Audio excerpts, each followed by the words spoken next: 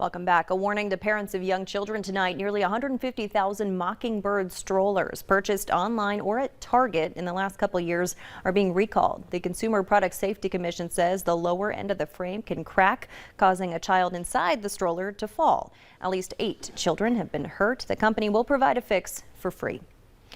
Americans are feeling worse about the economy. That's according to the University of Michigan's surveys of consumers. Their preliminary index reading showed consumer sentiment fell to less than 55% this month. It was nearly 60% in October. The survey also showed consumers' inflation expectations for this year and 5 years out remain relatively unchanged. The Fed is closely watching for shifts in consumer expectations to determine if inflation is becoming entrenched in the U.S.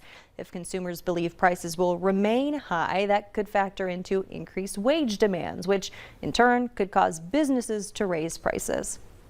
If you've been grocery shopping lately, you've noticed food prices are still climbing. The Bureau of Labor Statistics reports food was 0.6% more expensive in the month of October compared to September. That's a slower pace than earlier this year, but adds to already significant increases. Since the beginning of the year, grocery prices have jumped 12.4%. Although the Fed has made moves to help curb inflation, it hasn't helped food prices. Stay with us. Hutch is back with one more look at your Friday night weather planner right after this break.